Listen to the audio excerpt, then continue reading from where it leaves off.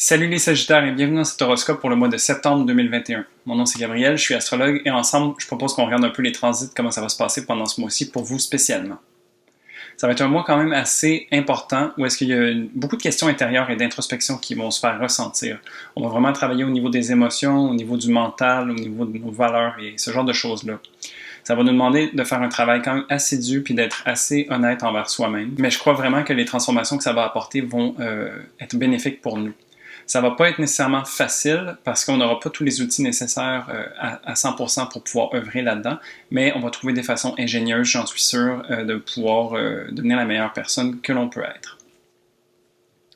Alors ça commence à partir du 5 au 6 septembre, on a Vénus en Balance qui va faire un aspect carré à Pluton en Capricorne. Vénus, ça parle de nos valeurs, de ce qui est important pour nous, de nos choix dans la vie, de comment on interagit avec les autres, comment on aime, ce genre de choses-là. Et puis dans la balance, il y a une certaine douceur, ça fait du bien, on cherche l'harmonie, on cherche l'équilibre, on cherche la facilité avec les autres, puis que tout le monde se sente bien en fait. Le carré de Pluton, lui, ce qu'il va venir faire, c'est venir faire remonter à la surface des choses qui sont peut-être dérangeantes par rapport à ça.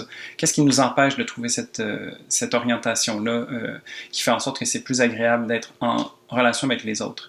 Vraiment, ça va venir toucher à certaines peurs, certains blocages qui vont peut-être revenir à la surface. Puis, ce qui est intéressant avec un transit de Pluton comme ça, c'est d'affronter les défis qui nous sont présentés pour qu'on puisse transformer l'énergie qui est en arrière, puis qu'on puisse l'utiliser de manière plus efficace pour nous. Vénus en Balance se trouve dans votre maison 11, alors c'est tout ce qui a trait au groupe justement, aux gens qui vous entourent, qui sont proches de vous, aux associations. Ça touche aussi à vos espoirs et à vos rêves. Alors il y a vraiment ce côté où est-ce que vous avez envie de construire une société nouvelle basée sur l'harmonie, l'échange et tout ça. Donc il y a vraiment ce côté-là qui est fort chez vous. Et puis le carré de Pluton, en fait, il vient à partir de votre maison 2. Donc ici, c'est par rapport aux talents que vous avez, aux ressources que vous avez pour construire cette société-là qu'on a envie de faire, ou ces rêves et aspirations que vous avez. Qu'est-ce qui est en votre possession pour être capable de faire ça? Alors ici, c'est peut-être de voir qu'est-ce que vous utilisez ou qu'est-ce que vous n'utilisez pas, et puis de peut-être faire des choix par rapport à ces choses-là pour voir comment est-ce que vous pouvez les utiliser pour mettre à manifester ces rêves qui vous habitent. Ensuite, le 6 septembre, on a une nouvelle lune en Vierge. Alors, une nouvelle lune, c'est un moment où est-ce qu'on plante des graines et où est-ce qu'on pose des intentions pour que quelque chose arrive dans le futur. Dans l'énergie de la Vierge, il y a vraiment ce côté d'introspection, ce côté où est-ce qu'on a envie de comprendre les choses, de s'analyser soi-même, afin de voir qu'est-ce qui a besoin d'être amélioré ou qu'est-ce qui a besoin d'être ajusté pour qu'on puisse atteindre notre plein potentiel. Donc, il y a vraiment ce côté introspectif avec une lune en Vierge. Pour vous, ça se passe dans la maison 10, alors c'est au niveau de votre carrière ou au niveau de votre réputation, de votre sphère publique un petit peu. Alors vraiment, ça serait de voir qu'est-ce qui est important pour vous dans votre carrière ou dans ce que vous faites de manière publique, qui vous êtes dans le monde, et donc vraiment peut-être poser des intentions pour que quelque chose puisse atteindre un nouveau sommet ou que ça puisse être le plus aligné possible avec ce qui est important pour vous. Alors sinon, du 13 au 15 septembre, il y a le Soleil en Vierge qui vient faire une opposition avec Neptune en Poisson. Le Soleil en Vierge a les mêmes qualités un petit peu que la Lune en Vierge, donc il cherche un travail intérieur, sauf que le Soleil, lui, vient parler de notre vitalité, de notre ego, qu'est-ce qu'on est venu incarner, tu sais, comme à l'extérieur. Alors ici, vraiment, c'est comme si on avait à cœur de vouloir travailler sur soi et puis atteindre son plein potentiel. L'opposition de Neptune vient ajouter une couche de flou ou de confusion, en fait. Parce qu'il y a cette connexion aussi au spirituel, au divin, à quelque chose de plus grand que soi et d'intangible avec la planète Neptune. Donc en opposition, c'est sûr que les deux choses, oui, ils cherchent peut-être à s'améliorer puis à être le plus vrai par rapport à soi, sauf qu'ils ne vont pas du tout de la même manière.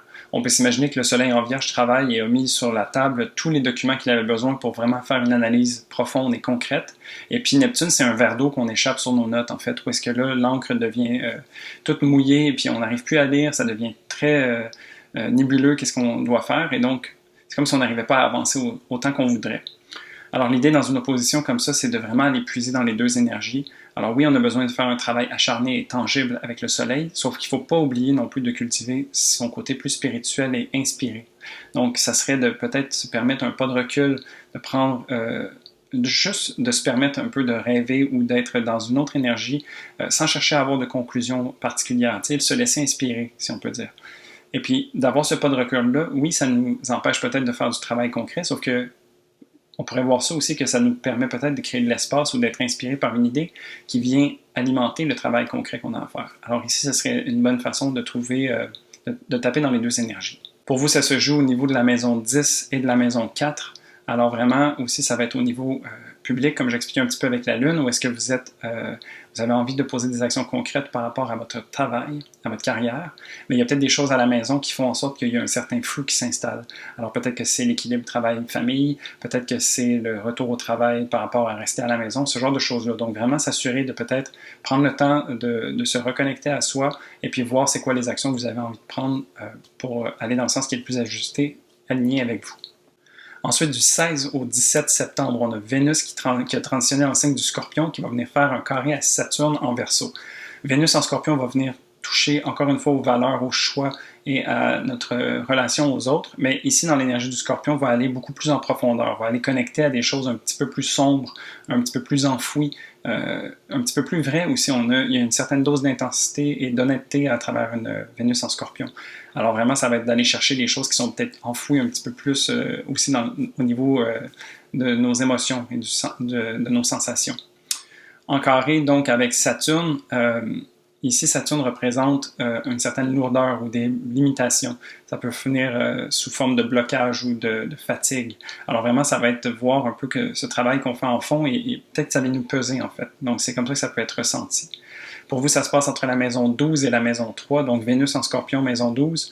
Il y a un travail de fond qui s'opère, et puis dans la maison 12, il y a aussi besoin d'avoir un certain retrait, un certain moment où est-ce qu'on peut être seul avec soi-même, puis on peut peut-être reconnecter à des parties plus intimes de soi, voire peut-être plus inconscientes. Donc vraiment aller chercher très très en profondeur pour vous ce travail-là. Et puis, le carré de Saturne, donc, vient se manifester à travers la maison 3. Puis la maison 3, c'est les communications, c'est l'échange, c'est ce qui se passe dans la communauté proche de vous.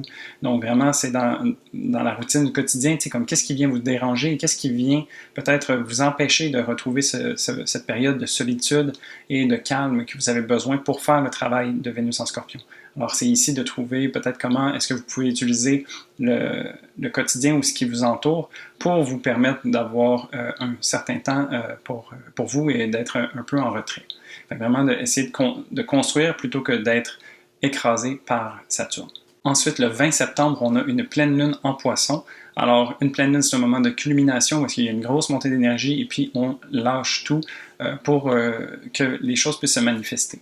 Alors ici, dans l'énergie du Poisson, c'est vraiment une énergie très cosmique, divine, très spirituelle. Donc il y a une belle idée de lâcher prise avec le Poisson aussi, d'avoir confiance en la vie, de se laisser porter par le flot de la vie. Et donc ici, c'est vraiment comme un très gros lâcher prise qui nous est offert et qui va nous permettre de manifester de façon très forte. Pour vous, ça se passe en maison 4. Alors tantôt, je parlais qu'il y avait peut-être un conflit entre la famille et le travail. Donc ici, vraiment, cette pleine lune va vous permettre de travailler sur vos racines, sur vos fondements, sur ce qui se passe dans votre foyer, dans votre famille et tout ça. Donc vraiment, sur quoi vous vous basez. Comment est-ce que vous êtes dans l'intimité avec vous-même? Alors vraiment ici, ça serait de manifester quelque chose dans ce sens-là. Du 22 au 24 septembre, il y a Vénus, toujours en Scorpion, qui va venir faire une opposition à Uranus en Taureau. Alors ici, Vénus continue son travail de fond sur nos valeurs et les choix qu'on a envie de prendre dans la vie. Et puis quand elle rencontre Uranus, en fait, Uranus prend la balle au vol et pose la question qui tue, en fait. Donc c'est vraiment de savoir qu'est-ce qu'on fait avec les nouvelles informations qui sont remontées par Vénus en Scorpion. Alors, il y a des choses qui vont sortir de l'ombre qu'on a peut-être conscience ou pas conscience, puis étant donné que Vénus est dans la maison 12 pour vous, peut-être que c'est des choses qui étaient inconscientes. Et donc, quand on voit ça remonter à la surface, vraiment, Uranus nous pose la question, qu'est-ce qu'on fait avec ça? Donc, ici, Uranus pose beaucoup des questions sur les valeurs. Et puis, Uranus, c'est une planète qui dérange, puis qui n'a pas peur de changer les choses. Alors, vraiment, ça nous demande comme, est-ce qu'on a envie de se positionner différemment? Est-ce que le statu quo a besoin d'être gardé? Parce que, il me semble que si on tournait la donne à 180, peut-être que ça serait plus bénéfique.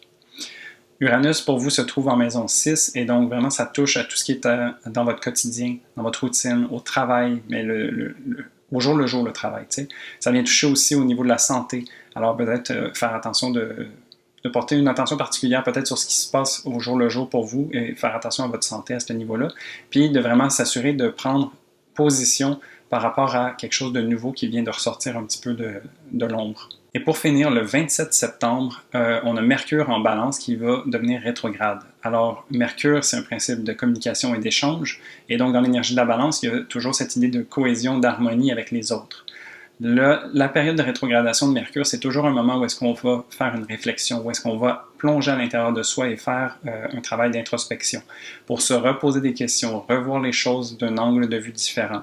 Et puis peut-être aussi prendre le temps d'intégrer un petit peu tout l'été, qu'est-ce qui s'est passé. T'sais. Il y a eu beaucoup d'énergie de feu pendant l'été et donc là, c'est une période un peu plus au calme où est-ce qu'on est en train, justement, avec toutes les énergies vierges aussi qu'il y a autour de nous, de faire un bilan et tout ça. Alors, c'est vraiment un moment où est-ce qu'on se repose des questions puis on essaie de voir les choses de façon différente.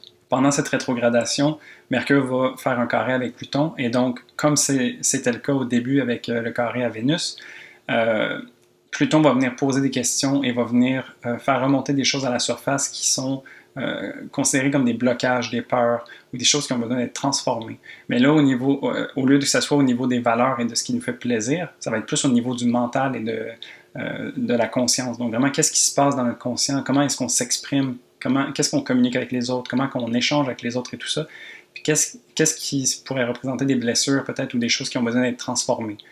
Pluton va venir faire remonter ça, puis c'est toujours dans le but de nous offrir la possibilité de les transformer et puis de les changer pour qu'on soit une personne meilleure, qu'on s'allège de certains poids qui n'ont plus besoin d'être là. T'sais. Et donc vraiment, avec cette période de rétrogradation, bien, c'est un délestage, si on peut dire. Alors ça va être de voir qu'est-ce qu'on a envie de laisser derrière, laisser derrière ou qu'on a envie de transformer pour qu'on puisse être une nouvelle personne après coup. Alors voilà, ça fait le tour du mois de septembre pour vous, les Sagittaires. Et donc vraiment un mois quand même important parce qu'il y a beaucoup de questions, comme je disais. Il va y avoir un travail de fond qui va être opéré et tout ça, mais c'est vraiment une période d'intégration qu'on a besoin de s'offrir pour ce qui va venir pour le reste de l'année 2021. Alors sur ce, moi je te souhaite un très beau mois de septembre et puis je te dis à très bientôt. Salut!